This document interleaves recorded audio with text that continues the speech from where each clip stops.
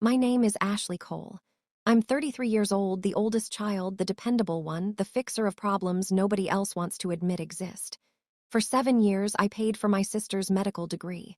Tuition, rent, books, exam fees, emergencies that were never really emergencies but always somehow urgent. I told myself it was temporary. I told myself family meant investment, not accounting. The day she graduated, she took me to court. But that comes later. The first crack didn't sound like a scream or a slammed door. It sounded like my mother's voice, soft and reasonable, the way people sound when they're about to ask you to disappear politely. Your only job is to sacrifice, she said. That's your place in this family. She said it while I was chopping onions in her kitchen. I remember that detail because onions give you an excuse to cry without anyone asking questions. The knife moved in steady, even lines. My hands didn't shake. I've always had steady hands. Comes with a job. I'm a private investigator. Skip traces, fraud checks, missing spouses who are working late. I notice patterns, micro-expressions. The half-second delay before someone lies, it's useful at work. At home, it just meant I noticed exactly when I stopped being a daughter and became a resource. That evening, Nora swept into the kitchen wearing her white coat folded over her arm like a superhero cape. She didn't say hello. She opened the mail like she owned the counter space, like gravity worked a little harder around her. "You'll be on time tomorrow, right?" she asked. "Don't do that thing where you vanish into a case." "I've never missed anything important for you," I said. She didn't look up. "You miss a lot, Ashley. You just hide it by paying." That one slid in clean and deep. My mother didn't correct her. She just gave me that look. The one that says be the bigger person, which in our house always meant be the quieter one. Then came the sentence that changed everything. "You're good at support," Mom said gently. "Not at being center stage. Let Nora shine." Nora finally looked at me and smiled, not warmly, not cruelly, just clinically. Like I was a chart she'd already read. "It's not complicated," she said. "You were made for the background." Something shifted inside me then. Not a break, more like a picture frame tilting on the wall, crooked, subtle, permanent. I didn't argue. I cleaned the cutting board, packed up the groceries I'd brought, and told myself what I'd been telling myself for 7 years. She's becoming a doctor. It will be worth it. I was wrong. Grandpa died 3 weeks later. The family group chat lit up before the funeral home had even finished the paperwork. Logistics, timing, who would handle documents. My name kept getting volunteered for tasks like I was a department, not a person. "Ashley can file the paperwork.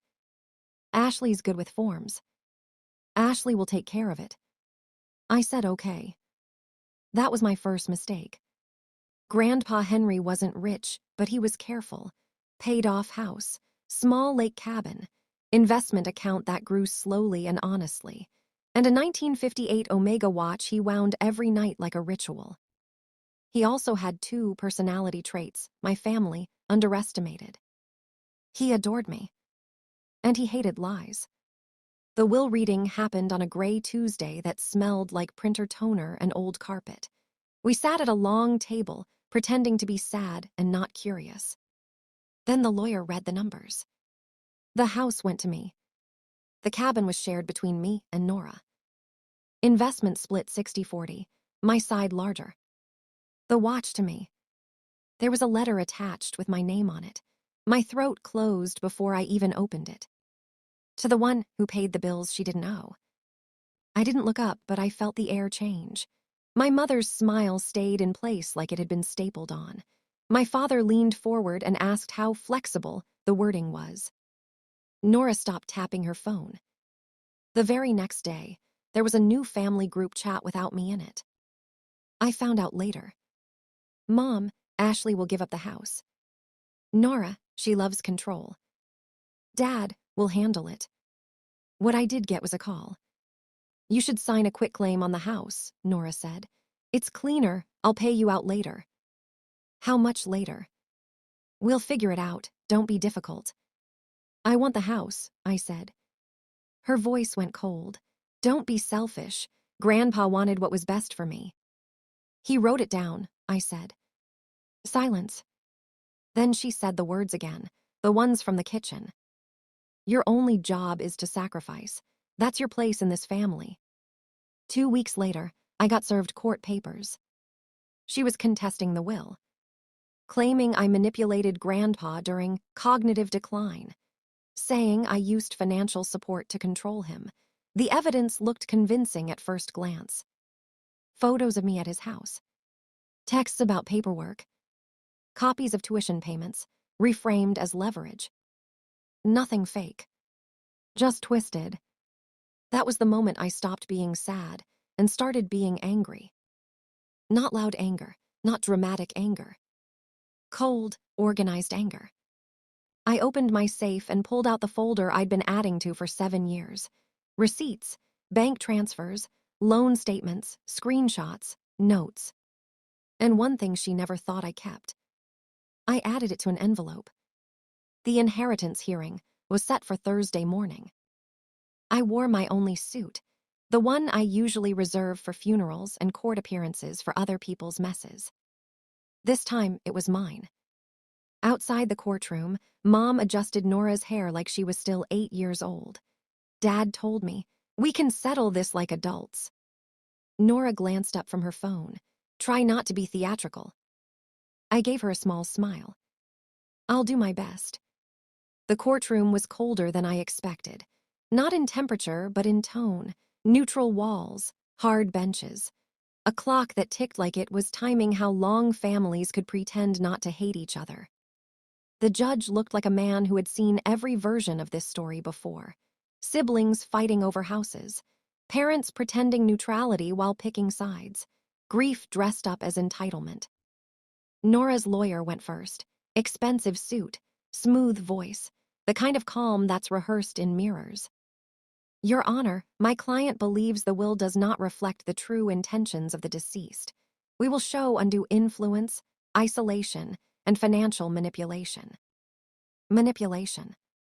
Interesting word to use on the person who paid your rent for 7 years. They presented photos of me at Grandpa's house, texts where I coordinated doctor visits, bank transfers with tuition memos. On paper, it looked like control. In reality, it was caregiving. But truth without context is just clay in someone else's hands. My lawyer, Eva, didn't interrupt. She just took notes. Calm, patient, dangerous in a quiet way. Then it was our turn. She started simple. "Ms. Cole, how long did you financially support your sister?" 7 years. "Did you have a written agreement requiring inheritance in return?" "No." "Why did you do it?" "Because she wanted to be a doctor, and I believed in her." A small sound came from Nora's table. Not quite a laugh, not quite a scoff. Eva nodded. "Your Honor, we'd like to submit Exhibit A." I stood and carried the first envelope to the clerk. Thick, heavy, 7 years of proof.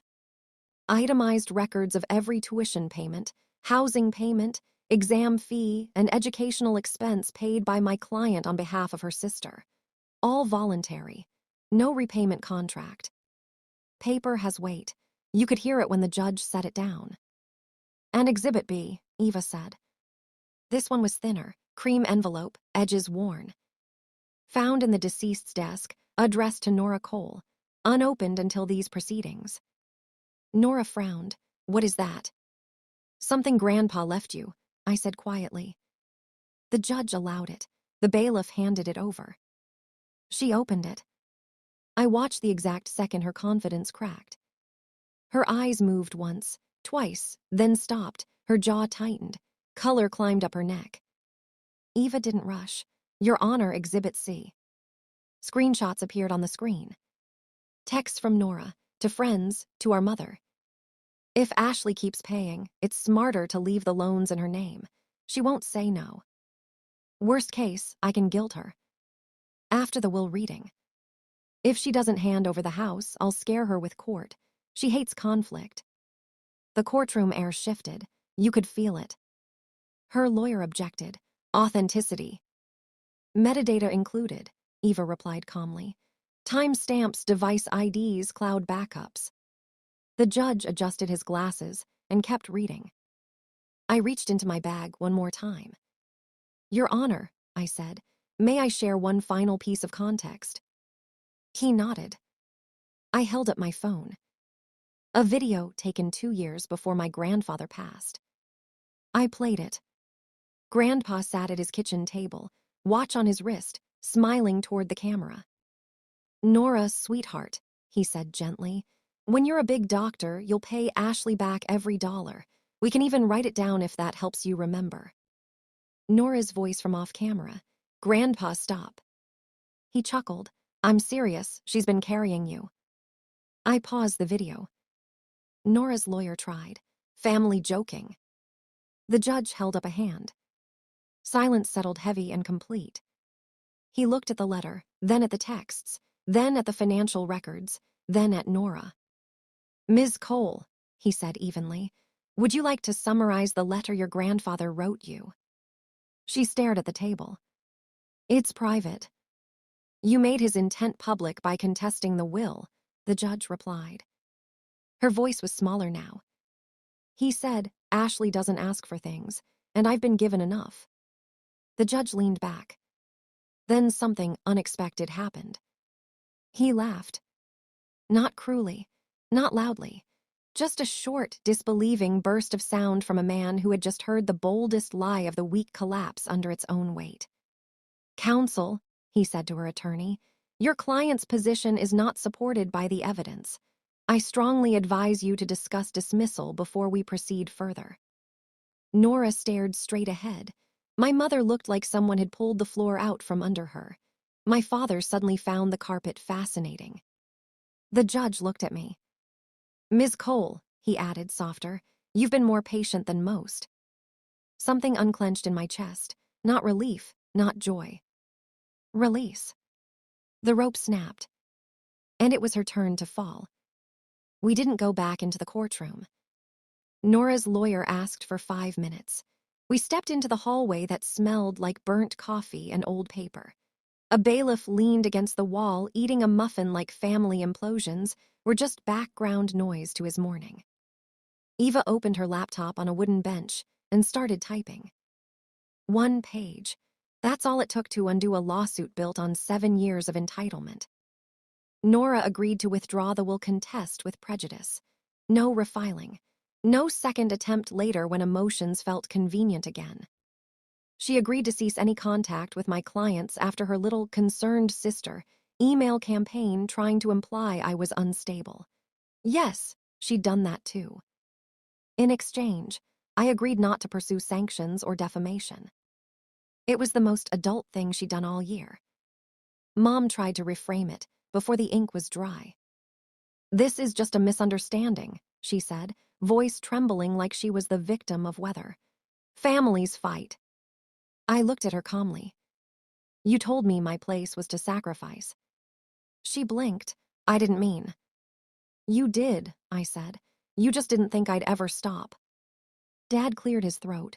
Let's not stay stuck in the past. Easy to say, when you weren't the one footing the bill for it. Nora still wouldn't meet my eyes. You humiliated me, she muttered. You sued me, I replied. That video was private. So was my bank account. Silence stretched between us, not dramatic, just honest.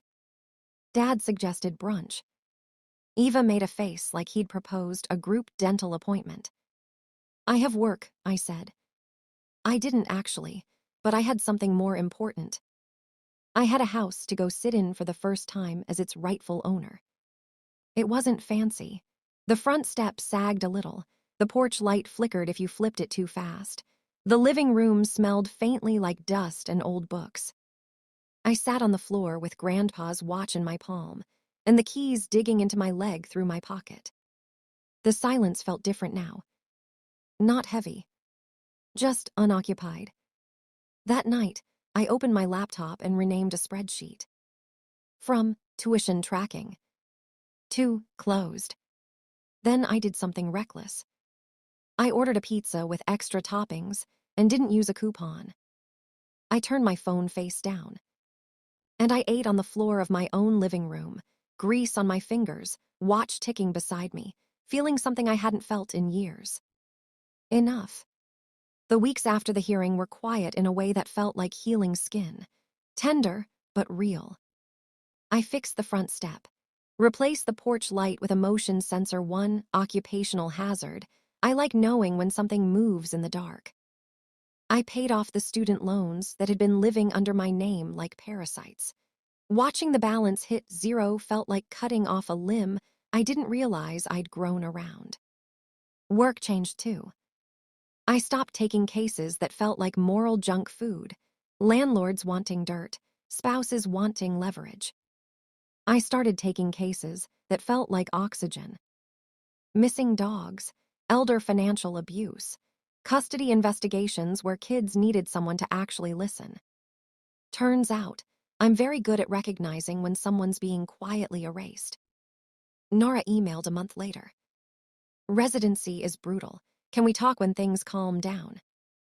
I typed no, then deleted it. I'm not available to be your reset button, I wrote instead. We can talk after you send a repayment plan like Grandpa asked. I attached a spreadsheet, dates, amounts, zero interest. 2 weeks later, $500 showed up in my account. No message. Then $300. Then nothing. Then $1,000 after an extra shift. No apology, just proof. She knew. Mom kept sending family holiday texts like nothing had happened. I stopped answering. Dad left voicemails about starting fresh. I saved one, not for now, but for the version of him I used to believe in. The house started feeling like mine. I found Grandpa's old tools in a drawer, fixed a cabinet hinge, replaced a cracked outlet plate. Small repairs that felt like conversations with someone who'd never once asked me to shrink. On my birthday, instead of going to dinner with people who thought I came with a receipt, I drove to the lake cabin alone. I wound the watch and sat on the dock. Water moving, sun lowering, time steady in my hand. I said one word out loud. No. It didn't feel cruel. It felt clean. And here, what nobody tells you. Life after no is louder. Food tastes better. Air feels different. Friends stop being obligations and start being oxygen. You stop living on hold. You start answering your own calls. Closure didn't arrive as a speech or an apology. It came as an ordinary afternoon when the mail slot clacked and an envelope slid onto the floor. Inside was a cashier's check for $8,000 and a note in Nora's handwriting. For the spring, I'll keep going. No hearts, no love, no excuses. Just a ledger entry admitting the truth. I deposited it into an account labeled Cabin Fund. Then I made a grilled cheese sandwich with too much butter and ate it on the porch while the motion light flicked on every time a moth got ambitious. People still tell me I'm strong. They mean I carried everyone. They're wrong. Strength isn't carrying a house full of other people's furniture until your knees buckle. Strength is putting it down, locking your door, and not apologizing for the sound it makes. I see Nora sometimes near the hospital. We lift a hand in passing, not reconciliation, not war. A boundary that holds. If you're waiting for revenge, that courtroom laugh was enough. The rest is quieter. A house that's finally mine. A watch that still ticks. A spreadsheet named closed. I'm not a wallet. I'm not background noise. I'm not a role someone else assigned me. I'm a person. And my answer is no when no is the truth. If this story meant something to you, if you've ever been told your job was just to give and never to be, stay with this channel. There are more stories about finding your voice, drawing your line, and walking away with your head high. Like the video. Subscribe to the channel. And remember, sacrifice is a gift, not a duty. Never let someone turn it into your cage.